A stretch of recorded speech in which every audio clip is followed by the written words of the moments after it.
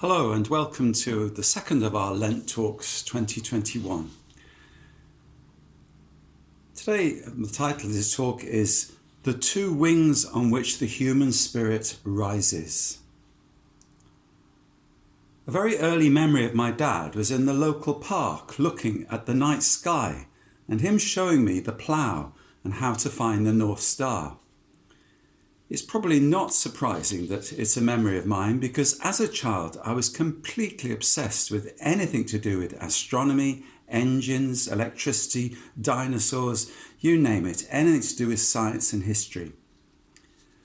The feelings I would feel when I thought about the wonders of the universe was identical with the feelings I had about God. I was brought up in a religious family and was taken to church from as early as I can remember. But I think it's been a great blessing in my life that those who educated me in my teens and at university have always sustained this outlook so that I can still say today that my excitement about perseverance on Mars is still all wrapped up in my excitement about God. Recently, David and I, along with many other volunteers, have been working at the Lateral Flow Testing Centre at St Joseph's in Willenhall. One of the jobs is to add a solution to the sample taken from the swabs and then put 2 drops only into a plastic slide. Then you wait and eventually, if there is coronavirus, it shows up as a little red line on the slide. Now I know all the trauma of coronavirus, and putting that aside, I was struck with awe at how scientists have found a way of revealing the presence of that tiny little virus in such a clear and easy way. That awe at their creativity, that awe in the science that they have used, for me, instantly speaks of the glory of God. So in the midst of the Lateral Flow Testing Centre, I was having a kind of religious experience. It wasn't until I went to school that I began to hear about the great break between science and religion. I would see this as the greatest tragedy of the modern era. Last week, David mentioned St. Thomas Aquinas. In his world of the 13th century, this break between science and religion would have been unimaginable. Studying about God was studying about everything that is. So, learning about the wonders of the world was all part of discovering the vast mystery of God. There has been a break, though, over the last few centuries, and I believe that this is the underlying cause for the rejection of the notion of God in our Western culture. I used to be vocations director for the Archdiocese of Birmingham, and I used to go around many of the schools talking about the importance of a relationship with God. Again and again I'd meet bright young teenagers who would say, "Oh, I can't believe in God because of evolution." And this really infuriates me because there is absolutely no reason why believing there are dinosaurs should have any effect on a belief in God. It's a particular kind of understanding of science that prevails in our culture, a kind that doesn't acknowledge belief in God. And for me, sadly, I have to accept that some of my Christian brothers and sisters have a belief system that will not accept the findings of science. Both extremes are dangerous because they limit our understanding of reality. Over the last months, as we've been witnessing the tremendous success of the vaccine, I've been pondering on this, as many will feel that they've been saved by science, as indeed they have. But few will make any link to God who created the science. I believe the correct Christian response is to rejoice in the way that science has found a way out of this pandemic, and to rejoice in the God-given talents of those scientists, and to bow down in awe before the wonder of God's creation, which never ceases to bring us new challenges, but new knowledge and discoveries. I, of course, am a Catholic, and of course, most people, when they meet a Catholic, when talking about matters of science and religion, will say, "Well, what about Galileo? he famously was sanctioned by the Pope for claiming that the sun claim that the sun was the centre of the solar system and the Earth went round the sun rather than the sun going round the world. Well, hands up, yes.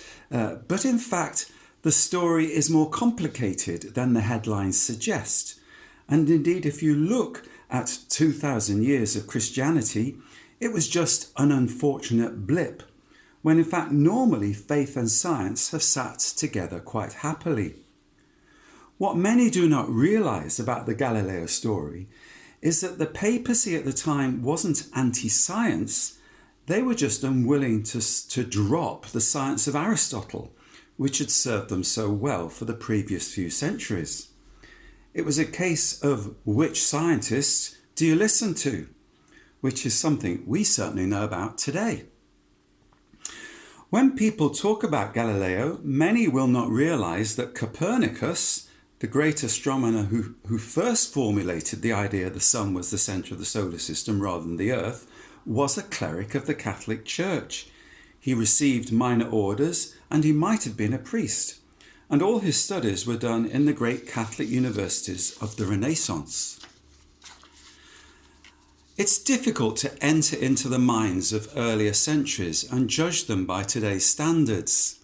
For example, at the very time that Galileo was struggling with the Pope, here in England, we were refusing to use the new calendar that Pope Gregory had adopted in 1582 after listening to his scientific advisors. We were determined in England to stick with the old calendar, even though it meant increasingly our calculations for navigation were constantly being corrupted. When we finally gave in and accepted Pope Gregory's calendar in 1752, we were 11 days out from the actual day of the year.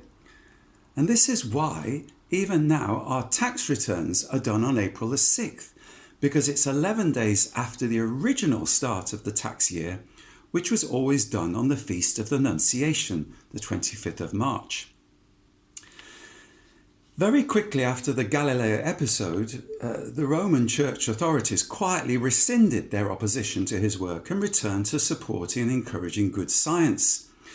But I have great respect for St. John Paul II, who had the great insight to realise that quietly forgetting the opposition of the Pope to Galileo wasn't good enough. He needed to make an apology to show that those judgments in the 16th century, even if done in good faith, were not correct. So in October 1992, St. Pope John Paul II acknowledged that the Catholic Church had erred in condemning Galileo for asserting that the earth revolves around the sun. St. John Paul said the theologians who condemned Galileo did not recognise the formal distinction between the Bible and its interpretation. This action of St. John Paul II was very much in line with so much of what he himself taught. He realised that in our modern age, the Church needed to reiterate again the right relationship between faith and reason.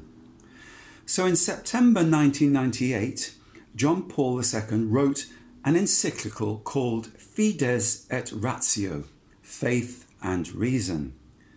A famous quote from this document I've used in the title of this talk. He said, "Faith and reason are like two wings on which the human spirit rises to the contemplation of truth. And God has placed in the human heart the desire to know the truth, in a word, to know himself, so that by knowing and loving God, men and women can come to the fullness of the truth about themselves." I love this quote because he really affirms the human pursuit of wisdom through research and science, calling it a wing of the human spirit. At the same time, it's a great analogy because if a bird loses a wing, it cannot fly. Therefore, the wing of faith is just as important. Faith and reason work together in order for us to reach the ultimate truths. When preparing his encyclical on our relationship with creation, Laudato Si, in 2015, Pope Francis asked experts on climate and environmental science to assemble the best available data on the state of the planet. Then he gathered theologians to reflect on that data in dialogue with experts in the scientific field across the world. Theologians and scientists put their heads together until they reached a synthesis. This is a classic example of using the two wings of the human spirit together to seek wisdom. Using our mind without faith means we reach a ceiling where we can't go any further. There's no access to the ultimate questions of why we are here, what is love, and so on. Using our faith without engaging our brains can lead us into absurd conclusions that bear no relation to reality. So, the human spirit rises on two wings, faith and reason. So for our discussion this afternoon on Zoom at 4 o'clock, I suggest 3 questions that we can discuss. First of all, what inspires you? What lifts your heart to think of God? What inspires you? What lifts your heart to think of God? And then secondly, what do you think are the causes of a lack of faith in God in our society today?